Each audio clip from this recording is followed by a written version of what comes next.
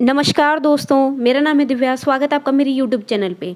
Guys, आज की इस वीडियो में हम बात करने वाले हैं राजस्थान जीके के टॉपिक राजस्थान का भौतिक या आप कह सकते हैं भौगोलिक स्वरूप के बारे में। ठीक है, राजस्थान के भौगोलिक स्वरूप टॉपिक है हमारा, जो कि आपके सिलेबस में राजस्थानी इतिहास और कला संस्कृति में फर्स्ट टॉपिक है, राजस्थान का भौगोलिक स्वरूप। तो उसके क्वेश्चन हम करने वाले हैं। सबसे पहले क्वेश्चन है, निम्नलिखित में से कौन सा भौतिक प्रदेश राजस्थान में स्थित नहीं है। ठीक है, यहाँ पर ये कह रहा है कि जो राजस्थान में स्थित नहीं है। सबसे फर्स्ट है इसमें अरावली पर्वत, सेकंड थार मरुस्थल, थर्ड पूर्वी मैदान और फोर्थ है हिमालय पर्वत। अब देखिए, अरावली पर्वत, अब हमने पढ़ा था भौतिक प्रदेशों के बारे में, यानी राजस्थान को भौतिक कितने आधारों पर बांटा गया है, 4 आधारों पर बांटा गया है, यानी 4 तरह से इसको बांटा गया है, भौगोलिक क्षेत्र के आधार पर या भौगोलिक प्रदेश के रूप में आप कह सकते हैं। सबसे पहले इसमें है अरावली पर्वत, सेकंड इसमें हो जाएगा आपका थार मरुस्थल, और 2 इधर आपके मैदान हो जाते हैं, एक पूर्वी मैदान और एक उत्तर पूर्वी मैदान। ठीक है, तो ये 4 तो भौगोलिक स्वरूप हैं, ये चारों पार्ट हैं, लेकिन कौन सा नहीं है इसमें, हिमालय पर्वत। हिमालय पर्वत जो है वो राजस्थान का हिस्सा नहीं है, तो क्या आंसर हो जाएगा इसका, हिमालय पर्वत। बात करते हैं नेक्स्ट क्वेश्चन की। अरावली पर्वतमाला की सबसे ऊंची चोटी कौन सी है। सबसे पहले जरगाजी, second Guru Shikhar, third Everest और फोर्थ है इसमें कंचनजंगा। तो अरावली पर्वतमाला की सबसे ऊंची चोटी कौन सी है बतानी है। ठीक है, कौन सी है, तो देखिए अरावली पर्वतमाला की सबसे ऊंची चोटी कौन सी होती है, गुरु शिखर। ठीक है, कौन सी होती है, गुरु शिखर। बात करते हैं नेक्स्ट क्वेश्चन की।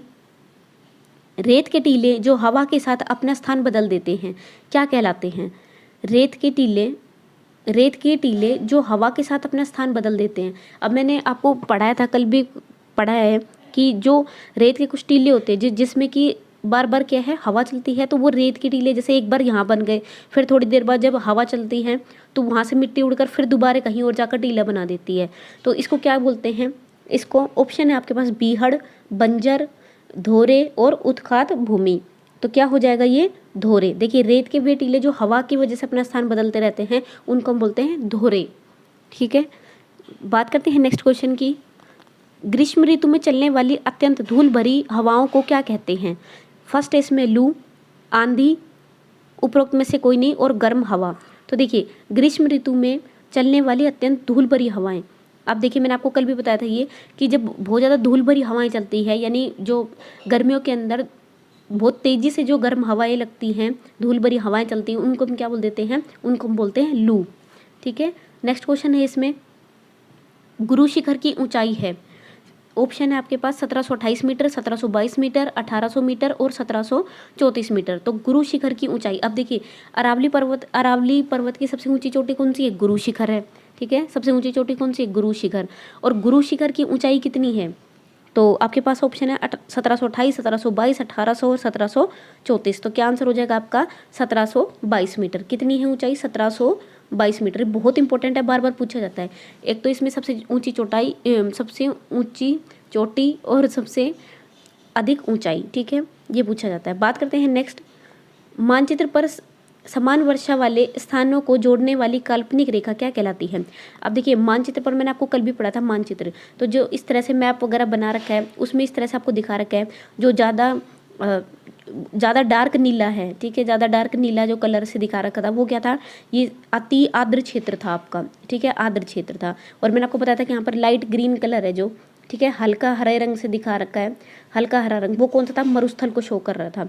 ठीक है, इस तरह से। तो ये कह रहा है कि मानचित्र पर समान वर्षा वाले स्थानों को जोड़ने वाली काल्पनिक रेखा। अब देखिए, बीच में जो है इस तरह से दो लाइन होती हैं। ठीक है, जब मैप पढ़ते हैं तो हम जब औसत वर्षा पढ़ते हैं उसमें, तो आपने देखा होगा यहाँ पर लाइन्स होती है जिन पर लिखा होता है 100 मीटर, फिर कुछ स्थान पर लिखा होता है 80 मीटर वर्षा।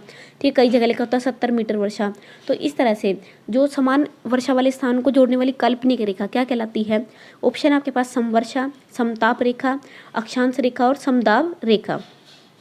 तो क्या हो जाएगा इसका आंसर, क्या हो जाएगा इसमें आंसर आपका, समवर्षा, समताप रेखा, अक्षांश रेखा और समदाब रेखा। तो क्या आंसर हो जाएगा इसका, समवर्षा रेखा, यानी जो समान समवर्षा से मतलब होता है, सम से होता है समान, और समान वर्षा वाले स्थान को दिखाती है। ठीक है, समान वर्षा वाले स्थान को जो दिखाती है उसको क्या कहते हैं, समवर्षा रेखा कहते हैं। बात करते हैं नेक्स्ट क्वेश्चन की, सबसे अधिक वर्षा वाला जिला कौन सा है। देखिए यहाँ पर ध्यान से पढ़िए क्या पूछा है, सबसे अधिक वर्षा वाला जिला कौन सा है, जिला बताना है।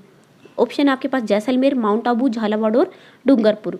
तो देखिए सबसे अधिक वर्षा कौन से जिले में होती है, झालावाड़, जैसलमेर, माउंट आबू, डूंगरपुर। तो क्या आंसर हो जाएगा आपका झालावाड़। सबसे अधिक वर्षा कौन से जिले में होती है, झालावाड़ में।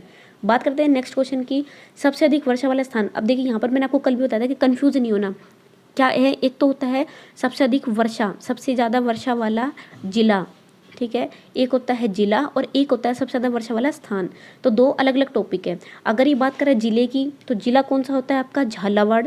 ध्यान रखिएगा जिला कौन सा होता है, झालावाड़। और अगर बात करें स्थान की, तो स्थान कौन सा होता है यहाँ पर, माउंट आबू, ठीक है, जो कि जिसको सबसे ठंडा स्थान माना जाता है। इसीलिए जहाँ पर जो ज़्यादातर लोग होते हैं वो वहीं घूमने के लिए जाते हैं, माउंट आबू, क्योंकि वो, अगर बात करें राजस्थान की, तो राजस्थान में सबसे ठंडा स्थान रहता है वो, ठीक है, क्योंकि वहाँ पर बहुत ज़्यादा वर्षा होती है। नेक्स्ट है इसमें, छप्पन का मैदान कहाँ स्थित है, बांसवाड़ा प्रतापगढ़, झालावाड़ प्रतापगढ़, बांसवाड़ा और झालावाड़, और उदयपुर और बांसवाड़ा। छप्पन का मैदान, ठीक है, टॉपिक है आपका छप्पन का मैदान। तो छप्पन का मैदान कहाँ स्थित है, तो क्या आंसर हो जाएगा इसमें, बांसवाड़ा और प्रतापगढ़, बांसवाड़ा और प्रतापगढ़। देखिए छप्पन का मैदान बहुत इंपॉर्टेंट है, बार बार पूछा जाता है।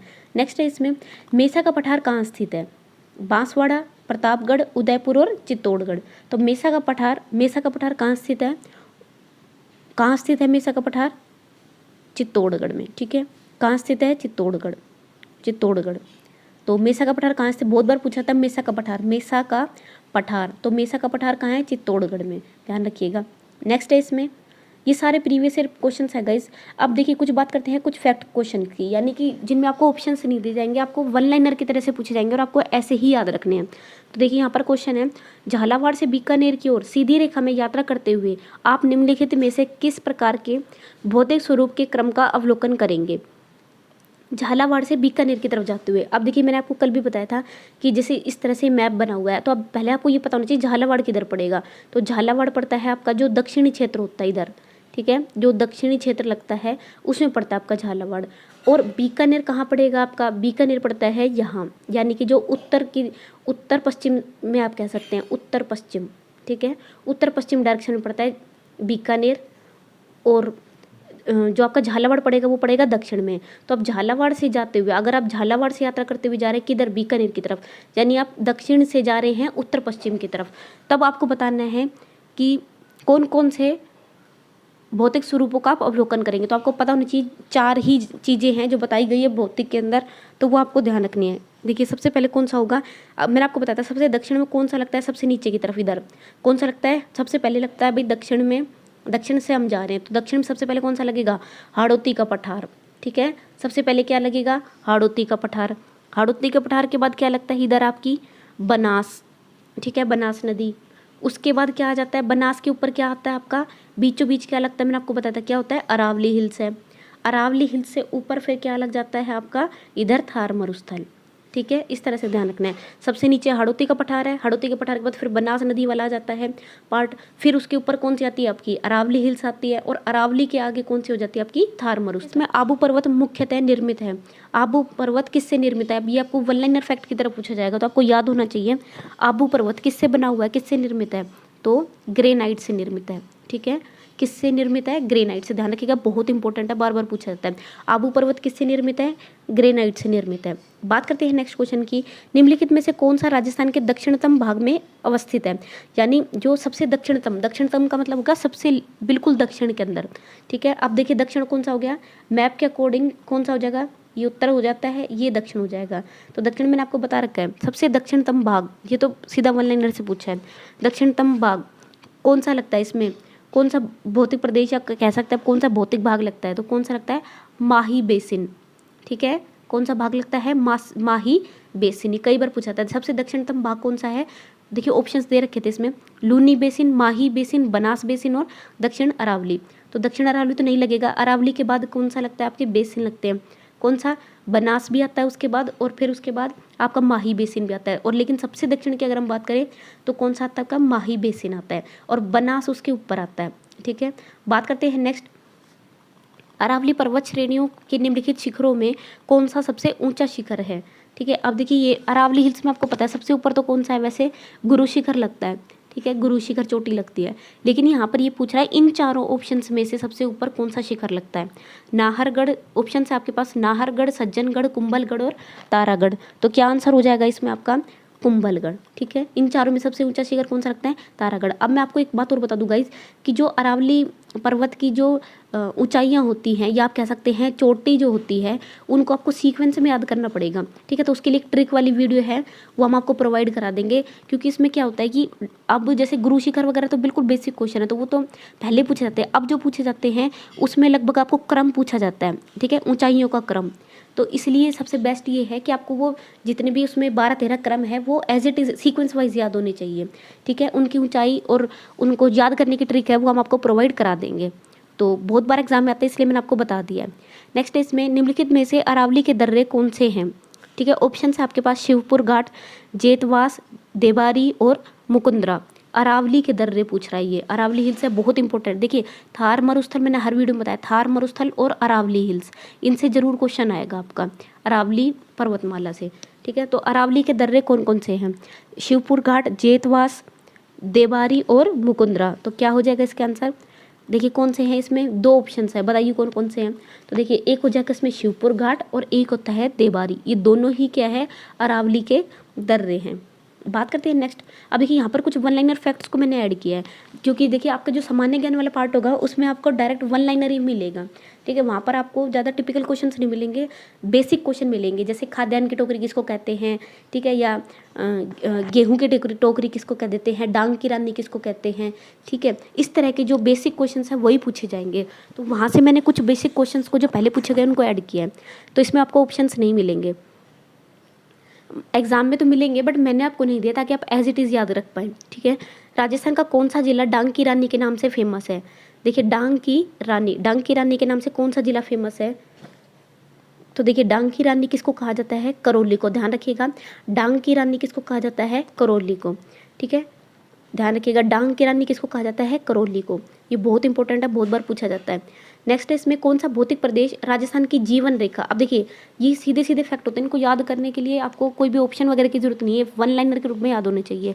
राजस्थान की जीवन रेखा यानी राजस्थान की, आपसे एग्जाम में ये भी पूछा जा सकता है कि राजस्थान की लाइफ लाइन, ठीक है, जीवन रेखा ना दे के इंग्लिश हिंदी में ये आपको लाइफ लाइन दे देगा, लाइफ लाइन, ठीक है, लाइफ लाइन। तो राजस्थान की जीवन रेखा या राजस्थान की लाइफ लाइन किसको कहा जाता है, कौन से प्रदेश को, अरावली हिल्स को, यानी अरावली पर्वतमाला को कहा जाता है। बात करते हैं नेक्स्ट, कर्नल जेम्स टोड ने हिंदू ओलंपस किसे कहा है, ठीक है, कर्नल जेम्स टोड ने हिंदू ओलंपस किसे कहा है। तो देखिए किसको कहा है, हिंदू ओलंपस, बहुत बार एग्जाम में पूछा था, बहुत इंपॉर्टेंट है। हिंदू ओलंपस किसको कहा है इन्होंने, तो एक कौन सा जिला है, कौन से जिलों का है, मतलब कौन से स्थान को कहा है, तो माउंट आबू को कहा है, ध्यान रखिएगा, माउंट आबू का है। और माउंट आबू कहाँ पर है, ये आपका सिरोही में लगता है, अगर जिला पूछे तो सिरोही हो जाएगा और स्थान पूछता है तो माउंट आबू है, ठीक है। तो हिंदू ओलंपस किसको कहा है, किसने, जेम्स टोड ने, तो बहुत बार पूछा था, कर्नल जेम्स टोड ने हिंदू ओलंपस किसको कहा है, माउंट आबू को। नेक्स्ट है कौन सा भौतिक प्रदेश खाद्यान्न का कटोरा कहा जाता है, ठीक है। तो खाद्यान्न का कटोरा कौन से भौतिक प्रदेश को कहा जाता है, ध्यान रखिएगा, तो किसको कहा जाता है, जो आपका, अब देखिए कौन सा हिस्सा, इसमें इस तरह से पूछेगा कि दक्षिणी पठार या दक्षिणी प्रदेश या जो आपका हो जाता है पूर्वी प्रदेश या उत्तर पूर्वी प्रदेश या पूर्वी मैदान। तो किसको कहा जाता है, पूर्वी मैदानी प्रदेश को, पूर्वी मैदान को, ठीक है। जो आपका पूर्वी मैदान लगता है वो आपका खाद्यान्न का कटोरा कहा जाता है। नेक्स्ट बात करते हैं, राजस्थान में अरावली प्रदेश में राजस्थान के कितने ज़िले शामिल किए गए हैं, बहुत इंपॉर्टेंट है ये। तो अरावली में अगर हम बात करें राजस्थान की, देखिए अरावली जो है वो दिल्ली से मतलब गुजरात से शुरू होकर दिल्ली तक जाती है, लेकिन यहाँ पर बात कर रहे हैं किसकी, राजस्थान की। तो राजस्थान की अगर हम बात करें तो टोटल 12 ज़िले, ध्यान रखिएगा, टोटल 12 ज़िले लगते हैं अरावली हिल्स के अंदर, ठीक है। तो राजस्थान के 12 ज़िले शामिल होते हैं अरावली हिल्स में। बात करते हैं नेक्स्ट, और हो सके तो आप इनके नाम भी जरूर याद रखिएगा कि कौन कौन से 12 जिले हैं, कई बार एग्जाम में पूछ लेता है। नेक्स्ट है इसमें उड़िया पठार कौन से जिले में स्थित है, ठीक है, किसकी बात कर रहा है ये, उड़िया पठार की। तो उड़िया पठार बहुत फेमस है, तो उड़िया पठार कौन से जिले में है, ध्यान रखिएगा, उड़िया पठार है आपका सिरोही में, ठीक है। उड़िया पठार कौन से जिले में है, तो सिरोही में। और माउंट आबू कहाँ है, सिरोही में, ध्यान रखिएगा।